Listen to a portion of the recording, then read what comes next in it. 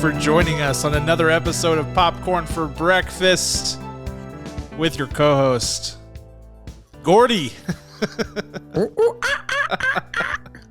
I love it, Kirk. That's actually a really amazing monkey mask. It's very or chimp. I guess it's a chimp. I don't know. It's very artsy. I believe it is a chimp. Yeah, this thing is it's quite exquisite. I'll have to find out the origin of where it came from. Some old professors of mine and Aubrey's gave them to us. I've got a lion too, so I've got this monkey mask, and then I think I also just need to see a lion movie, and then I could wear the other one. So. Well, it's funny you mentioned that because you know that movie with Idris. Oh, no. Beast. Beast, which looks, no offense to Idris, that's a guy who goes after paychecks, and that's fine. He's awesome. Yeah. But he also doesn't turn down many roles, I've noticed. But that movie Beast looks positively terrible, just in terms of concept. It cannot be good. It just won't. No. I mean, he punches a lion in the face. He does. He does punch it.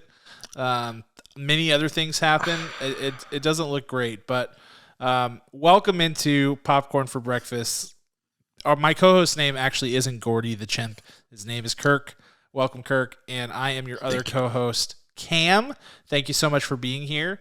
Date of recording is Thursday, August 4th, 2022, and this is a movie review episode. So if you're new to the program, we try to do 2 episodes a week. This week we only had 1 episode. Our first episode of the week is usually What's Poppin', which is our movie and TV news, highlights, and reactions, and then we do a movie review. And this week we are reviewing Jordan Peele's new film, Nope, written and directed by Jordan Peele and starring Daniel Kaluuya, Keke Palmer, among others. So very excited about that. This is Jordan Peele's 3rd feature film, and someone pointed out, I mean, I guess anyone could have noticed this, but all of his films have just one word in the title, or not one word, but they form a phrase, like a word or phrase, and they said that if you put them all together, like somebody thinks that he's going to try to make a sentence over the over the course, because his films are Get Out, Us, and Nope, which he's not that far off. I feel like a couple is's and thes, and you've got yourself a sentence there. Get us some verbs. Then we're going to be be some action verbs, some linking verbs. We're going to be able to put it all together. We need a noun, and yeah, it's pretty remarkable that this is only his 3rd film, considering he feels like a household name already, of course, after the critical acclaim and acclaim from the Academy on Get Out.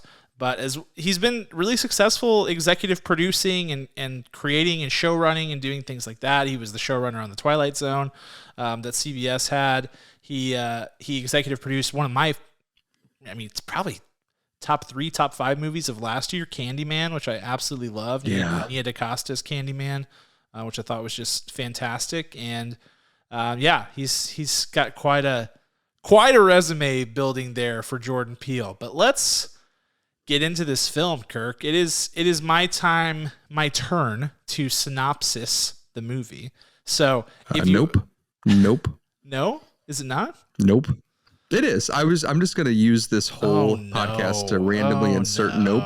I don't like that. And it's going to throw you off your axis. No, see, I don't like that because you're an improv guy, Kirk, and I know that you know that in improv, saying no is not okay. It's not okay because you have to accept offers and not reject offers because it throws people off, and that is going to throw me off.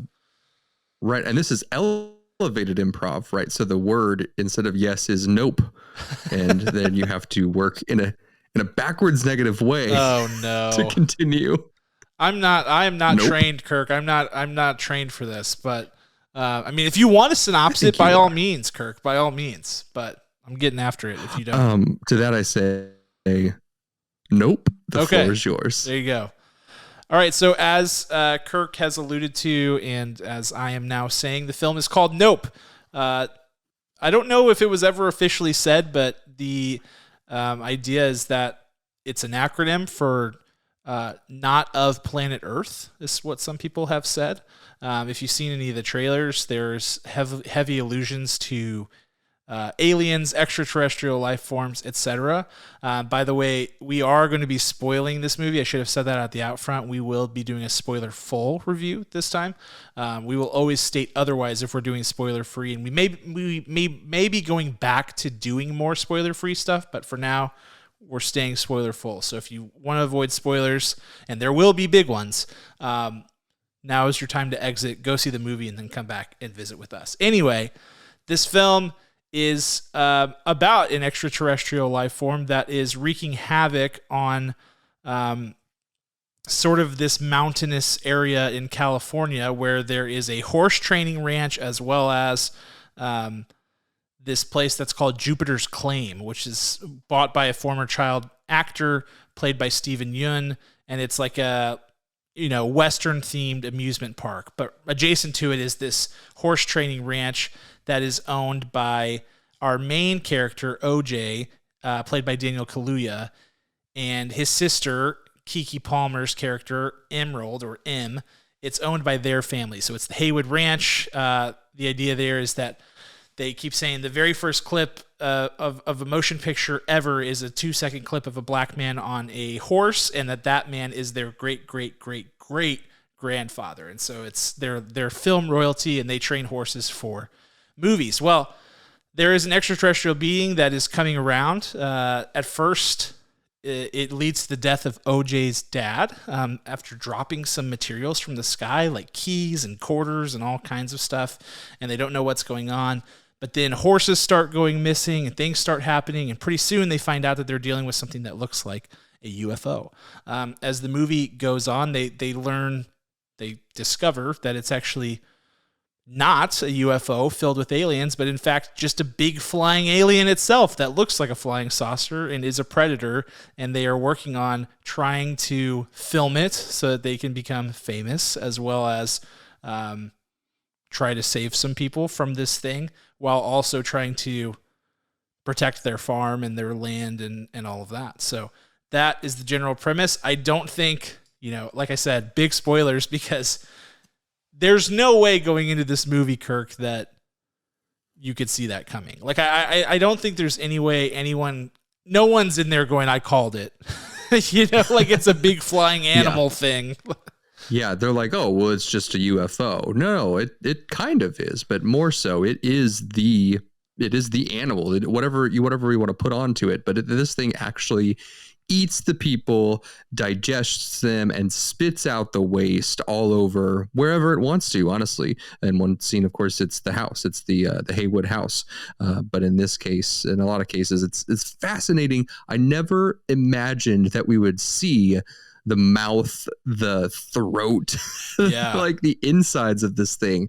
And as horrifying as this flying, mysterious object is, it's also beautiful at the end when it like fans out and it's attacking our main characters. It's like, whoa, that's really quite beautiful. It's going to murder them all. So I don't know how to feel during those scenes. Yeah, it's so original, so inventive, which is what that is the, that's the hallmark of Jordan Peele so far in his career. He's going to throw you something with just a wicked left hook that you're not going to see coming, which is really cool. If you want to be known for anything as a filmmaker, being known for originality is pretty freaking awesome. And I would say that he's definitely there as both a screenwriter and a filmmaker. So let's get into this movie. This is going to be an interesting one. There is so much to unpack in this movie. So we better get started. But like I said, if you are new to the program and you're watching on YouTube or listening to the podcast, we do our reviews in 5 sections. So we do And the Oscar Goes To, which is for the best actor in the film. We do a category called Scene Stealer, which is for the underrated or unspoken unsung hero performance of the movie, or sometimes just the best supporting actor. We do Showstopper, which is the best part of the movie from a production standpoint, something that knocked our socks off. Director's Shoes, which is any notes that we have for our director, things we would change, and then overall thoughts and scores. Out of 10. Let's get into it. All right, I'll be kicking us off with our And the Oscar Goes To category. And my Oscar is going to someone who's becoming one of my faves, Daniel Kaluuya. This dude has it all. Earlier, during the press junket for this film, he was saying that he feels like he is De Niro to Jordan Peele's Scorsese. And can I just say that I am so down for them to make as many films as those guys did, because every single time they link up, it's magic. Every single time I watch Daniel Kaluuya on the screen, it's magic, because he is such he's so tactical with the way that he approaches things. Like, he builds out a character very meticulously and is always going to bring something different. He has immense range. If you've seen Judas and the Black Messiah, Get Out, this film, he was in Black Panther. I mean, he can do all sorts of things. And I'm always impressed. I think he's one of the best young actors we have going right now. But this movie was yet another new page in his book and in his repertoire, something new that he could bring to the screen. This character is very interesting because he is super reserved, but he's ambitious, and he has a very strict code of conduct. It's not necessarily like a set of morals, but he has rules that he abides by. There is a code that he just believes in, and that's that you take care of the things that you're supposed to take care of, like the farm and the horses and things that your family is responsible for. You defend your honor, and you don't hurt things that are just other living creatures. And it's really interesting. It makes for a really intriguing character because he's juxtaposed next to his sister, who's played by Keke Palmer, Emerald, who is just like all about fame and fortune, me. I want to be in the spotlight. I want to win. And he's sort of the foil to that. And yet they sort of want the same thing. Like, they both want to get video of this extraterrestrial being, but for different reasons. And I just love the way that Daniel Kaluuya very meticulously unpacks this character throughout the course of the movie so that we understand him more and more as it goes on. Because frankly, it's really hard to get a beat on him in the beginning, and you're like, man, what's this guy about? But by the time everything comes full circle, you really understand him and what's important to him and why he acts the way he does, all the way back to the beginning of the film.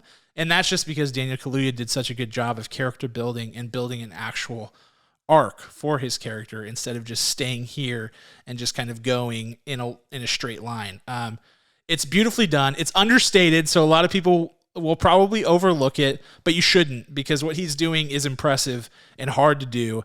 And I just give him credit for always bringing something new to the stage. So Daniel Kaluuya, another gold star in my book, my friend. Yeah, it's the perfect win for me as well. And the Oscar goes to, again, Daniel Kaluuya. Now he's got 3 Oscar trophies in his home next to his Academy Awards. So he is, like you said, he's out front. He is big in all the other movies we've seen him in. And then this movie starts and he's almost subdued, and I'm like worried, right? He comes on the screen and I'm like, why isn't he like jumping around? Why isn't he like winking at anybody? Why isn't he cracking like a really funny, sharp, witty joke? And he doesn't need to be that, because that's not his character. And that's exactly why it's a transformative, quiet, yet powerful performance for our good friend Daniel. And I think that what baffles me the most is that how captivated I was, because at first I was like, no, jump up and down, like scream, do something, right? And that's the point. That's the exact point of his character, is that he doesn't need to do that because of the full range, one of the full themes of this, in how performative that people are expected to be in certain situations. And he's not going to act or perform for anyone. He's just going to be his true self. I thought it was marvelous, really, really marvelous, to the point where when you see him start to discover in like this quiet detective work, where he's standing with the what's the name of the store? The Fry Fry's Electronics, which I believe was a real electronics store that's now out of business before the movie premiered. So rest in peace, Fry Electronics. Where he's standing with Angel, and Angel's like moving it, and he's like, no, and he's like just brings his arm up, even hits the laptop, and like tries to move the camera where he wants the camera to be aimed to catch the footage of the UFO. Things like that, where he is like, I know exactly who I am and exactly what I want, but I don't need to be loud for you, because that still small voice in me is speaking loud in my head, and I'm just going to do what I believe is right. Just his moral compass on the whole thing, on the whole world, and the world that he sees is very endearing, and I think that's what comes away from this. You want him to be the cowboy of this movie, and he very much becomes it by the end of it, literally riding on a horse to save the day and save his sister. And I am just continuously baffled in how he can just do so much. And he carefully picks his roles as well. He's obviously done several Jordan Peele films, and there are only another handful of films where he has inserted himself in, even though he could take on every role that gets thrown his way. So we're not at like a Nicolas Cage acceptance rate at this point, which is working in his career's favor. So bravo, Daniel Kaluuya. Yeah, I think the scene that really stuck out to me after the film, after I saw kind of like the full arc of his character, was the one time you see him get pretty flustered in this movie. Well, is the beginning whenever he's dealing with the horse training people. But after that, when his sister wants to accompany him to the meeting with Steven Yeun's character, yes, he's like, hey, I'm trying to build a business relationship here. Don't get in the way of it. Don't mess it up. And so at first, whenever you're watching it initially, you're like, oh, this guy's really ambitious too. He has dreams. He wants to take this ranch to the next level. Then you find out the thing he was going to talk to him about was buying the horses back. And you figure out that that's really all he cared about, was like, these were his family's horses. He feels like they should still own them. And when it hits the fan and goes crazy at Jupiter's claim, the only thing he cares about and the only reason he's there is to get Lucky the horse back. So it's like, he's not in this for money. He's not in this for fame. He's just doing it because he feels like he has to. He feels like it's his duty. And that is like very much a Western cowboy kind of character that they've kind of etched here, which I don't think was on accident. It's almost certainly not. So really good performance by Daniel Kaluuya. I think you and I both agree on that. All right, let's jump into Scene Stealer. Many options. I mean, not a ton of options, but there were some good ones. For me, I'm going with probably the most obvious option, and that's going to be Keke Palmer. I think this is the second time recently that I've given Keke Palmer an award, because I also gave her one for her performance in Lightyear, which we just reviewed a few weeks ago. Keke's character Emerald, or M as she is referred to in this film, is just a total blast. Even though it's not an understated performance, it's very much an in-your-face performance. It's still one that is meticulously crafted and one that is very smart, because within the genre of horror, there are rules and there are archetypes of characters, and that's something that Jordan Peele very much understands. And you could see on display in this movie his ability to wield the rules, create rules and establish them, and then follow them through to the end, to where everything that happens makes sense within the rules that he's established. And Emerald is one of those typical horror movie archetype characters, like somebody who's, confident. They're in it for the wrong reasons per se. They're trying to push their agenda, etc. And yet everything that they establish within the rules of this world makes sense and applies to Emerald. And I feel like Keke's character, the way that she builds it out, is so smart. She does an incredible job and just has an unbelievable amount of star power and owning the screen. She is, most of the time playing opposite people and characters who are really subdued, and she is like on a very different wavelength. So a lot of times she is on her own, kind of creating the energy in the scene, and she does an exceptional job of it. She also does great work as a scream queen, in this movie. Not the traditional sense, like literally screaming, but she does a great job acting scared, on the run, frantic, moving. Those kinds of things if you do it poorly, it takes you out of it. We've all seen a chase scene in a movie where somebody stumbles and it looks really fake, or somebody is out of breath and it looks and sounds fake.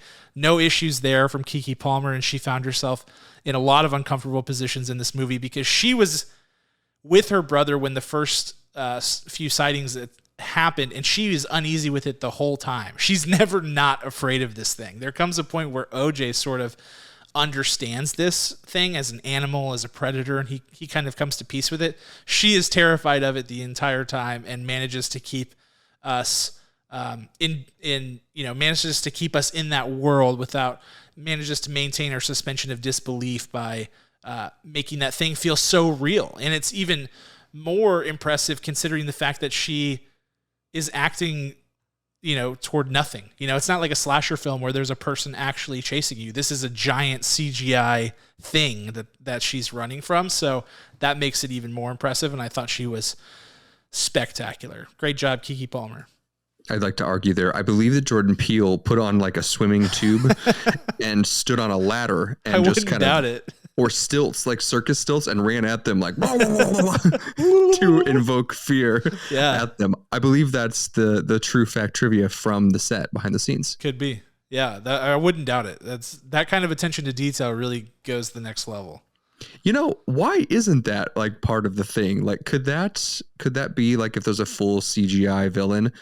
I mean, I would gladly get in any kind of get up and run towards people just for fun. I wouldn't be surprised if there are films where they do that. Like, they give them something to actually react to, Yeah. Because it can, like, any actor will we've heard tons of actors talk about how hard it is to just act on against something that's blue screen, green screen, or even something that's like a totally like a stuffed animal that's wrapped in green screen that they use as the stand-in. Like, it can be hard to get into the right mindset for that. So I wouldn't doubt that they do some creative things on set.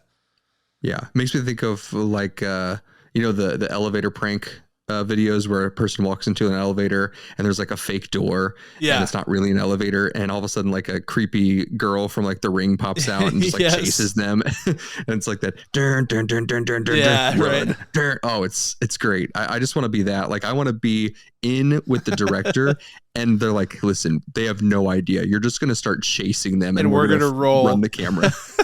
I love it. That would be great. Okay, cool. That's my next job. Okay. My scene stealer, very difficult. Keke Palmer was definitely a contender, obviously. Just a fun fact and a reminder, she got her biggest debut in Akeelah and the Bee with Lawrence Fishburne and Angela Bassett. If that's not a way to join cinema, that's insane. Like, that is insane. Yeah, talk about learning from the best. I mean, holy crap. That's royalty right there. Man, like, that's awesome. And then you've got Stephen Yeun of Walking Dead fame, who plays Jupe. And then, of course, you've got Brandon Perea, who's a little bit unknown. And that's who I'm going with today, Mr. Brandon Perea. He is the big dreamer stuck at Fry's Electronics. He has so much good knowledge. He's really good at his job, and he is just longing for so much more. I wonder why I identify with him so much. I think that what Brandon does in this role is so amazing. This role should have been like frat boy. This role shouldn't have even been as big as it is. You didn't need truly like that triangle because of how different OJ and Emerald were, how different their purposes were in characterizations. But I almost feel like this guy came in and was so passionate and so on fire with this character and connecting with it that it became the perfect triangle for these characters, because he is absolutely a throwaway character, but he just wedges his way in. He just says, no, he says, nope. And he comes on in and he just gets in there and he says, I'm coming back for you guys. And I really think that this is what needs to be done. And can you believe that this thing is happening? I'm going to save you. I'm going to protect you. I'm going to risk my life for you. I met you literally 48 hours ago. These different journeys of who the people are and what they want out of this experience with this being, this extraterrestrial UFO monster. what they all want from it and what they all get from it is very different. And he is absolutely on fire in this. He does not want to let anyone down, but most of all, he wants to prove it to himself, because coming from the I'm really smart, I know what I can do, but no one knows what I can do at the Fry electronic cashier counter, versus heroically and creatively defending himself and defending his brand new friends to the point of risking his life is absolutely incredible and inspiring. So I don't know where this guy came from, Brandon Perea, but I want to see more of what he's got coming up. I think there is immediately on his slate something like a frat or social media version of Clue that's coming up. So I don't know about that one, but maybe I'll be optimistic about it. I just want to see this guy succeed. So excellent job, Brandon. Yeah, it's he's another one who just, each of these characters understands, and each of these actors understands the rules that apply to their character, because there's a point in this movie where you know that he's safe, and it's because they're at the dinner table talking about how are we going to get this shot and how much money they're going to make and all this stuff, and he's like, and we'll like help some people, right? Like this will do some good. Like it'll protect some people from this thing. And they're like, nobody says anything. But you know that like within the rules of the world, it's like, okay, he gets it. He understands what we're doing here, and he's totally fine. But yeah, great performance from Brandon Perea. I really enjoyed it as well. Those three who are together throughout the majority of the film, just an awesome dynamic, a unique dynamic, and something that just worked so unbelievably well. So great job to them. All right, let's move over to the production. Man, this is tough. There is so much gold in this movie to dig into. It's like this is where I have struggled the most, is what am I going to go with Showstopper? I think that ultimately where I had to land was the genre dynamics of this film, because I think that Jordan Peele is 100% a student of the game and understands cinema and cinema history as well as anybody. In fact, there was somebody on Twitter who tweeted, Jordan Peele has to be the greatest horror director of all time already, right? He has 3 fantastic films in a row. Nobody else has ever done that. And he was like, he tweeted back at them and said, I respect your enthusiasm, but I will not tolerate any John Carpenter slander. So he is somebody who understands the horror genre, and people are surprised by that because his background is primarily comedic. People know him from Key and Peele. They know him from sketch comedy. They know him from writing and doing funny bits. But he really does understand this genre, and he continues to break new ground in this genre. But I just loved the way this was such a, like, on one hand, it's unbelievably original, and there's all these different thematic elements that are so smart, and the film is doing things that are totally new, and the plot is totally new, and the concept is obviously brilliant.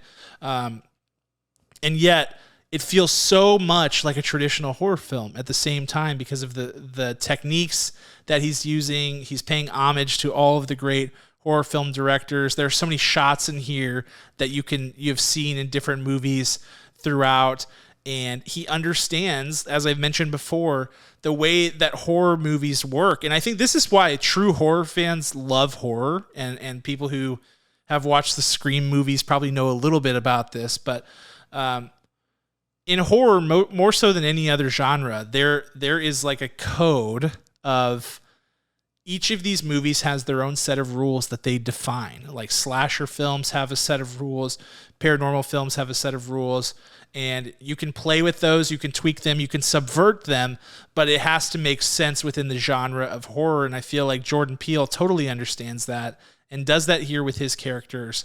They're not the most traditional archetypes for horror films, but they are variations of that still make sense.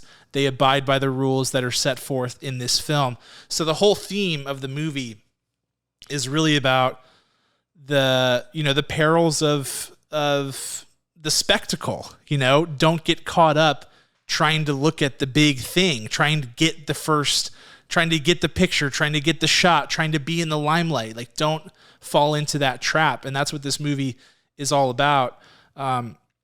And he weaves that so well through his characters and saying that, one of the characters who dies is he's there because he's like, I am the cinematographer who can get the impossible shot. And he's, they don't get exactly the shot that he wants. And he does like a very, Quint from Jaws kind of thing. And is like, we're getting this done, and goes out and is like, kind of smiling maniacally as the thing sucks him up because he's getting the final shot. And there's the TMZ guy who's like, Daniel Kaluuya is literally trying to save his life. And he's like, do you have your camera out? What are you doing? Why don't you have your camera out? And there's all these little hints that certain people are following the rules and certain people are not following the rules. And if you give into the spectacle, this thing, and even the fact that you can't look it in the eyes, if you give into it, it gets you. This idea of not being able to look at something with your own eyes, because if you do, it will kill you, is such a amazing theme and social commentary. And he uses that theme to build the rules, build this within the confines of the horror genre, and build something that's, on one hand, unbelievably original, and on the other hand, so familiar. And I think that that's what makes it really brilliant conceptually. So that's what blew me away. Blown away. What blew me away? It's quite simple. The coloring of this movie. Look, it's like I'm actually in the movie if you're watching the video. I've got the same background. It's fantastic. I'm about to be eaten by the no monster. I think that this is quite the feat. When you look at the coloring of this movie, I'm not sure who had the role of the colorist, which means that they initially, when the movie starts, they basically come up with the color palette. They walk through, they help create some storyboards with color of what this film comes down to really speak through colors on film. And then at the end of the film, then they tweak it, right? They get the final version and they get the final say. Now, whether sometimes that's the director, if they're really skilled at that, or the director goes through with the final editor and the final CGI team. And I think there was a little bit of that all together with Jordan Peele. This movie did some deep research on this, was shot with what's called a day for night scene, day for night rig, day for night setup. So all of the evening scenes, which there are plenty in this film, they were shot in daylight, and then color was kind of reversed into night. So what you're seeing here, all of the yellows and the oranges and the whites were dropped for blues and purples and lavenders and all the colors. You would think just black, right? Like, no, there's so much more to night than that, as you can see by the beautiful colorscape that this is. And then what they did is they CGI'd in the brightness of a city, or of what I absolutely love when Daniel Kaluuya is meeting the UFO for the first time, and he walks away from his house, and you see all the lights just dimming up every single or lightly dimming up every single window and door frame. It's beautiful. I think it's absolutely brilliant. I don't know how many movies use this technique.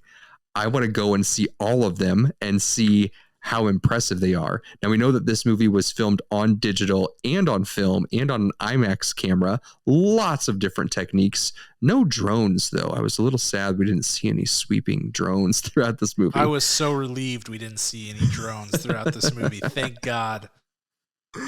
I was too.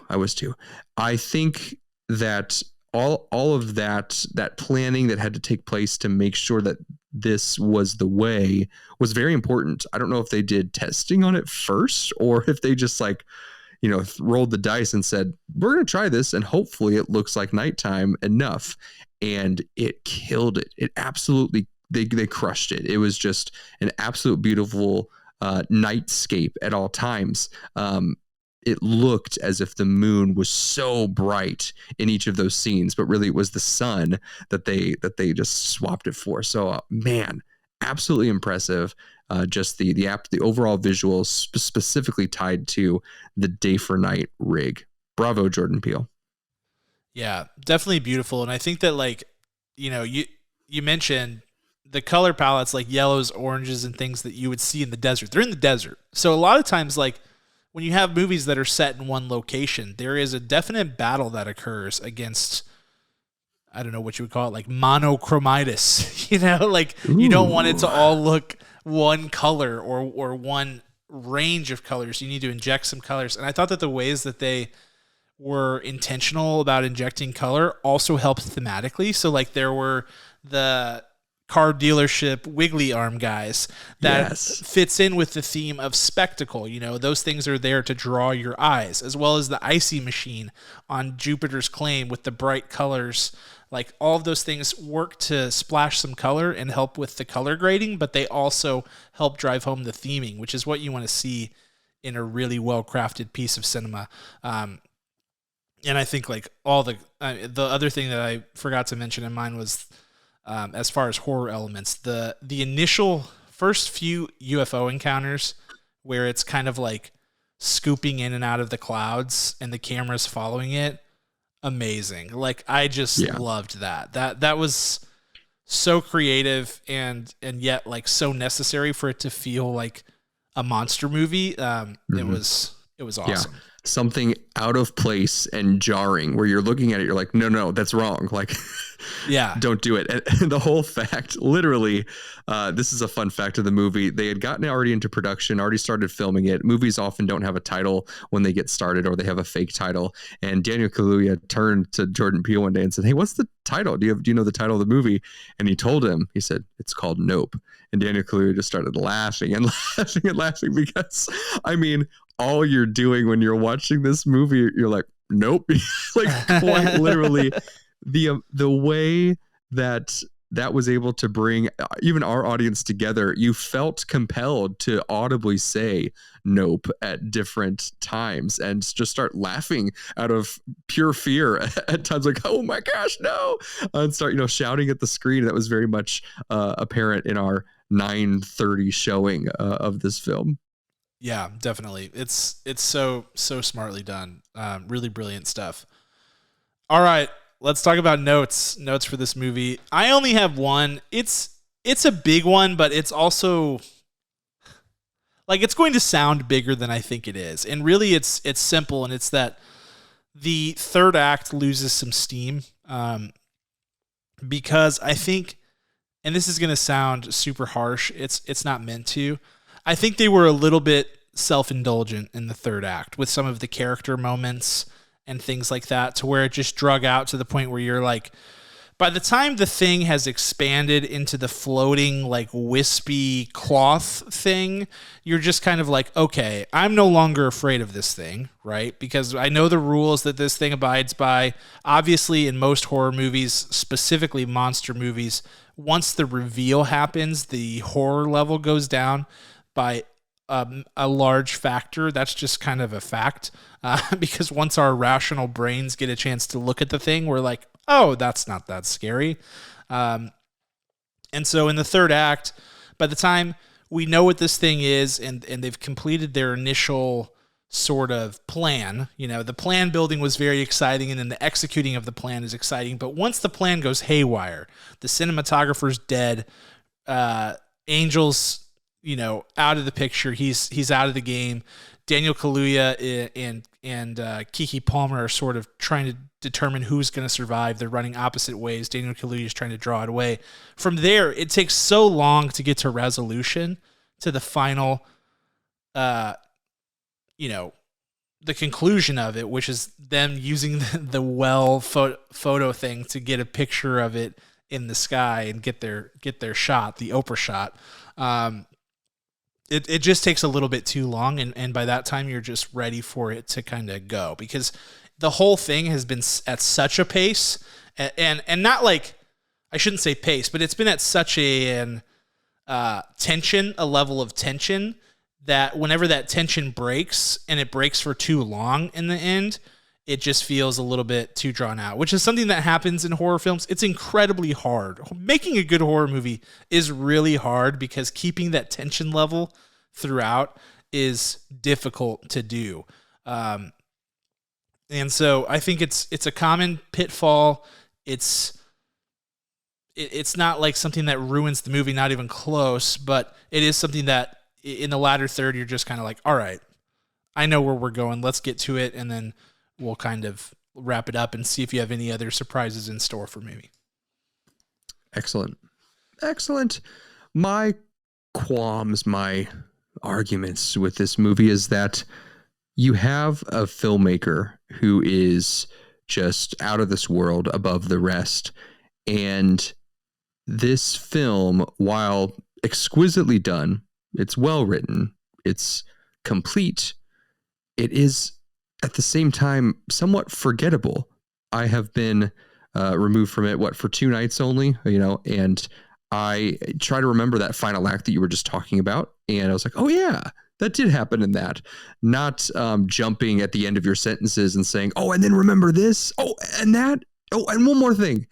Those things, when you talk about a really good, really great film, that's what comes to mind. I mean, we could sit and talk about Get Out and Us. I'm halfway through it. I should have planned better, but we could go on and on about those and our favorite movies.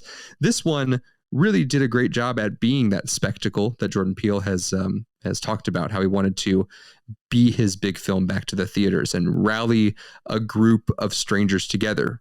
Check mark, done. But the themes in this movie were good, just not great. There's a lot of arguments over Gordy, the monkey, and whether his validity of being in the film and propelling the plot forward. I think it is. I think it's good, honestly, because he is a different kind of monster trying to be tamed, trying to control. It's about control. A lot of it is, and to be careful of what you're trying to control and what you wish upon the world versus what you're going to allow to happen and allow to be a part of. So the biggest issue for me really is that you have some strong themes that didn't necessarily get thrown in your face, which was good, always good, excellent. But I really just don't remember this movie like I remember Get Out so vividly, and how horrified I already am of the first half of Us. And that's what truly makes something to be able to just talk on and on and on about it. I just don't think I'm there yet. And the second thing, back to Gordy, truly, now that part is memorable. I mean, I'll never forget how those bodies were being thrusted and attacked, and how he just literally saw the humans that he was killing as his victims, and he knew they were his victims, and his whole goal was to kill them. Horrifying, absolutely horrifying. We did not get enough time with Steven Yeun, who is just continuously bettering himself and surprising audiences. I mean, Academy Award nominee Steven Yeun from Minari, and he deserves a little bit more. his role deserved a little bit more in this, and it was kind of shocking that he was actually gone when he was actually gone. I thought we were going to see him rally or somehow survive being sucked up the aliens' esophagus, if you will. So forgettable in a lot of parts, unfortunately for me, director's shoes. Are people really debating the validity of Gordy in this film? Is that a real thing? They are. They're saying, what's the point? Oh, they're thinking that it was a gimmick. Guys, Come on. No, I mean, respectfully, it's interpretive, but come on, like, it's right there. I feel like, to me, it's so clear why Gordy's in that film. Like, the idea is Steven Yeun's character has watched this monkey kill people he worked with, and then he watched its brains get blown out by a shotgun at point blank range. This is a monkey that he was friends with, had a relationship with. Right. And yet he still is so obsessed with the spectacle. In fact, he has kept all of the Gordy stuff. He loves it. He wants to talk to people about it. He's dying to talk to people about it. And then he's out chasing the next big thing, trying to get aliens to eat horses, even though he is the archetype. Like, he is the poster child of obsessing over the spectacle, doing whatever it takes to be a part of something big, to have people look at you, to feel important. Like, I feel like, of course, Gordy makes sense because it tells a lot about Steven Yeun's character, which tells a lot about the overall theme of the film. I don't know. debate a wall, my friends, but I will not let that stand. I will not allow Gordy slander because I feel like it's very impactful and totally works. It's a weird dark place on the internet for those people that are like, oh, didn't need the monkey, didn't even tie in. It's like, I don't understand that. I just do not like. I feel like that's just you choosing not to interpret. Right. That's you saying, oh, themes are not a thing. All that's in the movie is the plot, and that is off plot. Like, come on, dude. It totally makes sense if you think about it thematically. And the themes here are not hard to grasp. There's not tons. And the main theme is like low-hanging fruit. I feel like most people can kind of pick up on that. You don't, and movies aren't supposed to be something that's gate kept by all these cinema nerds who are looking at all of these, using ginormous words to describe a very simple theme. Like, this stuff is accessible for everybody, and this theme was certainly one that anybody, I think, could have picked up on. I don't get it. The Gordy thing totally makes sense, and that scene, absolutely shocking and horrifying, dude, in every possible way. Like, shook me to a level that I was not prepared for. Yeah, so like our screening was very interesting because Cameron and I were both running late. I happened to get to the movie theater and walked in at 9:32 for a 9:30 showing. And what I saw on the screen is that the Cinedigm had already finished. Like all the weird random trivia and stuff was just wrapping up. And all of a sudden I see what like looks like a train. I'm thinking, well, Bullet Train is premiering soon. Okay, this is where the trailers hit. They forgot to play the trailers, ladies and gentlemen. Yeah. They forgot to play them. And then cue immediately into the opening scene, which I had to give Cameron when he walked in like 1 minute later. It happened so fast is that Gordy is it's the site of the incident just a little bit later. We go back further when we finally meet Jupe, Steven Yeun's character. And so he's just sitting there almost like a birthday cake, just like licking his fingers, wiping his mouth. There's blood all over him. He's on a TV set. And in that moment, we're not seeing it from Jupe's perspective. We're just seeing it like the audience background, the studio. Yep. We know we're on a TV set and we just don't see Jupe's presence. Right. And then it cuts to meeting our main characters, OJ and Emerald. So it's absolute. It's the first scene. Like, why would you throw that in there for nothing else? Yes. It's absolutely baffling. But the gruesome, the brutality of it is one of the most well executed scenes in a horror movie, or any kind of categorized drama, thriller, whatever. It's so good and ironically so real. Like, you know that it is a CGI monkey, but man, does it feel so real. It's crazy. Yeah, it is nuts, and it's really well done, and it's really jarring. So yeah, I would just say, like, for those people, you're obviously entitled to your opinion. I would just implore you to try the following. If there's something in a movie that you don't understand, ask yourself, why would they put this in the movie? Yes. You'll find yourself at a place of, what is the movie about? And then you'll figure out the theme, and then you'll go, does this fit with the theme? And if it does, you'll be like, oh yeah. And I feel like this is a very easy thought process to get to the bottom of the whole Gordy thing with this. And in some movies, you'll be like, oh no, that doesn't fit the theme. Why did they put that in the movie? That was stupid. That's literally all it takes. It's not a hard thing to do, and you don't have to be a genius to do it. So we need to come up with like flashcards that say that, and then see the next one, and now see the next question, and then finally, how do you feel about that, to determine does that agree? Does it fill its thesis? And all the above. So it's part of the opinion forming process, which we're going to do now, because we are going to move on to final thoughts and scores of the movie Nope. Here we go. My final thoughts. I think Jordan Peele has done it again. I think that this is a movie that is astoundingly original in concept. I think its social commentary is sharp and witty and really well executed. I think that he veils his themes well enough in the early going to where it's more impactful in the end. And I think that the way that he crafted it was smart, detail-oriented as always. The production itself is beautiful. The cinematography, the color grading, as Kirk called out, the the shots, the different like horror specific shots that they did, everything about it's a lovely film that's very thoughtfully executed and well planned out. I thought the story was excellent. Struggles a little bit in the third act to keep your tension level high and keep you into it as much as you were in the first hour and a half of the film. So a little bit of a hiccup there. But I mean, I will disagree with Kirk on this. Like, I feel like this movie is an event. I feel like this movie is something that will stick with me.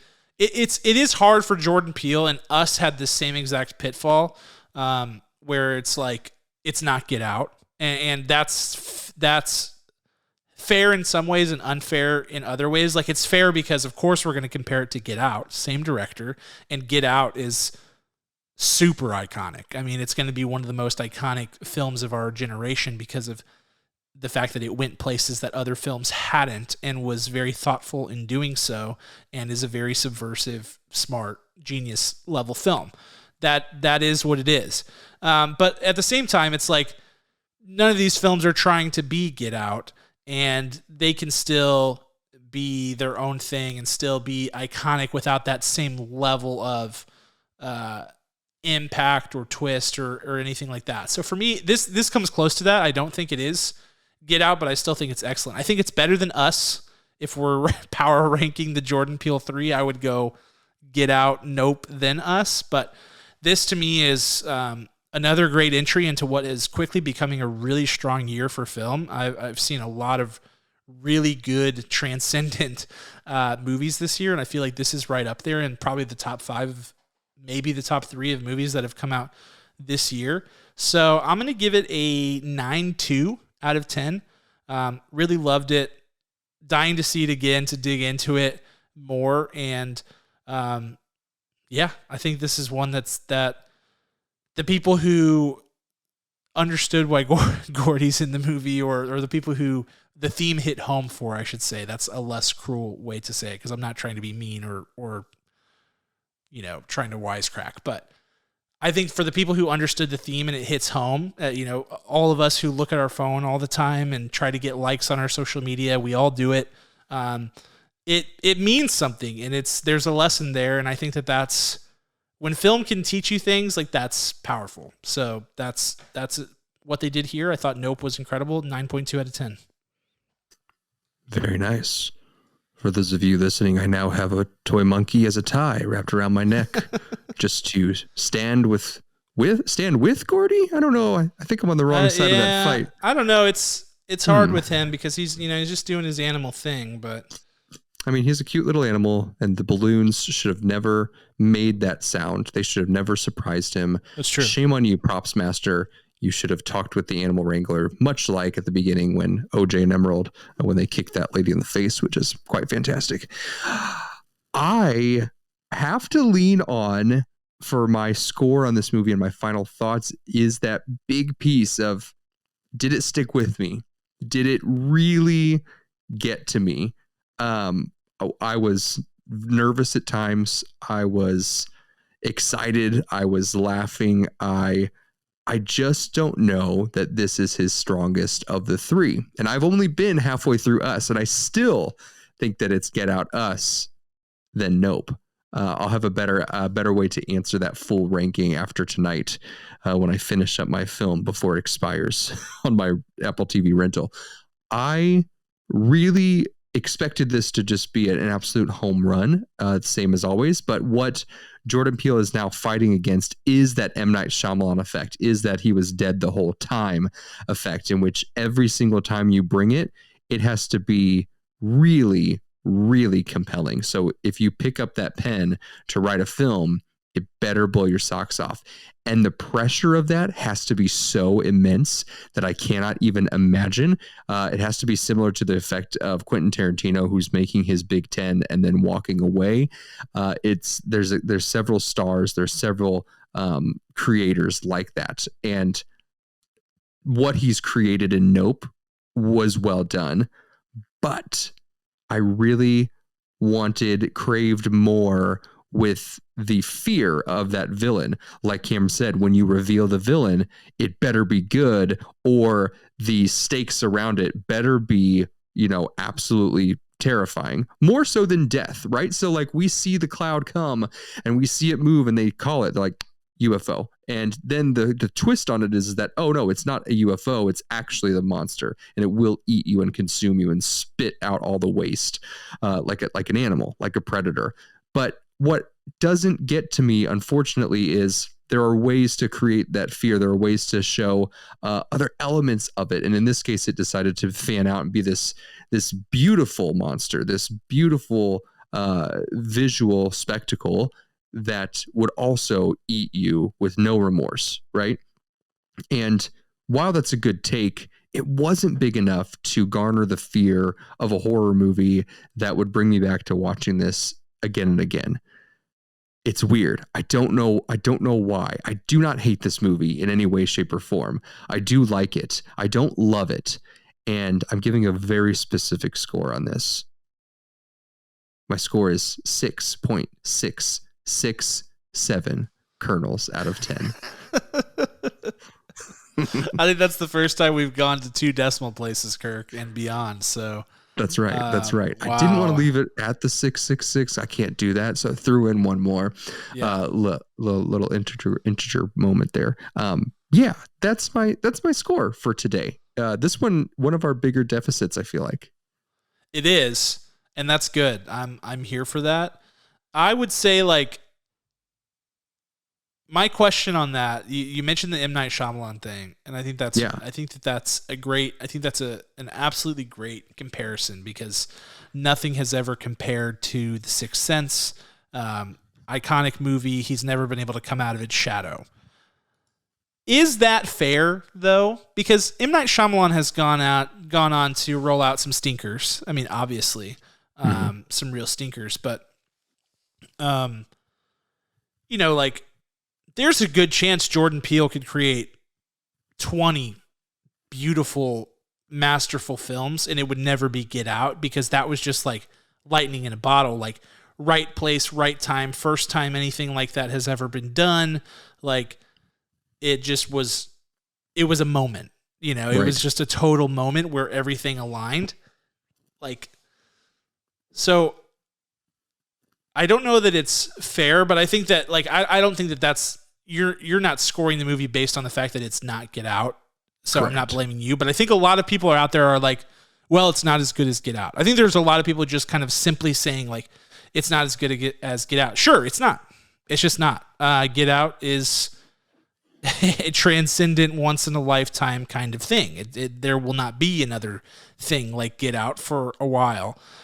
So yeah, I don't want that to be the shadow that lurks over him, over his career, because I feel like all 3 of his films have been excellent in their own merit, with really thoughtful craftsmanship and design and things like that. But I could see this one, like, whenever we got into the third act with the monster, I agree. I was like, this is gonna kill it for some people. I just really felt that, like, whenever it's doing that thing where it's like making the green square over and over again, like, as it's getting ready to eat people, I was like, this is losing people. I could just feel it. I could feel that it was losing people. I didn't want it to, but I could feel it. So it's interesting. But I think all of your points are valid. So there's a deficit, but it's okay. I'll tell you, I liked the green square. That was unexpected. Like, we had seen it, right when the titles are running. Yeah. Were you in the theater for that part? I think you were. The opening title. Yeah. Yep. When they were we were like looking up into the stars. Yes, that was kind of smart. Right. So that part was creepy. You don't know which way is up. What's going to happen when that green thing is. That element of the monster is very well done. Yeah. And I don't know what other ways you create this being to be totally unpredictable. That was one of those unpredictable elements that creates weird, uneasy feelings. Yep. The stakes are strange. Green invokes nausea and discomfort, and you don't know which way is up. absolutely perfect. There weren't enough facets for me to make the monster have many other shades than I'm going to swallow you up here. That's it. That's really it. I'm going to fan out here. Well, now I've got this other kind of thing. It's almost like a rattlesnake, like look over here, that, which is great. I think there needed to be a little bit more for me to up my score. Yep. I feel it. I love it. Well, let us know your guys' thoughts on Nope. I haven't seen much, to be honest, because I just haven't been on Twitter a lot around it. So I don't know if this is a movie that's been divisive. Obviously, it sounds like there's some arguments on Gordy that I vehemently am opposed to. I would end those. I should go on Twitter to start ending some of those arguments, but I'm not that kind of guy. But let us know your thoughts. What did you think about the movie? Do you think it's going to stick with you? Do you think it's iconic? Do you think it's another Jordan Peele masterpiece, or is this just like, okay, it was good, it was just fine, or did you think, what in the world was going on? Hated it. I would love to hear from anybody on any of those. So hit us up on social media. As always, you can join our Discord channel, our Discord server, I should say. It's free. You can talk to us there at any time of the day, as long as we're available, which we usually are.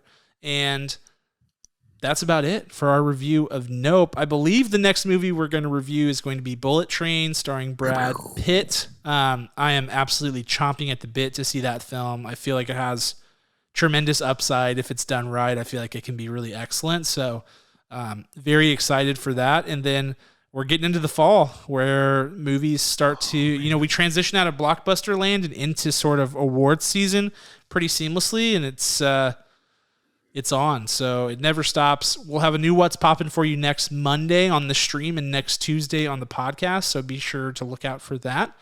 But until that time, we want to give a special thanks to our executive producer, Ryan Spriggs, as well as the wonderful band that created our original music, Rhetoric. Listen to those guys on the way out and anywhere you listen to music. And we will see you guys next week. Talk to you then.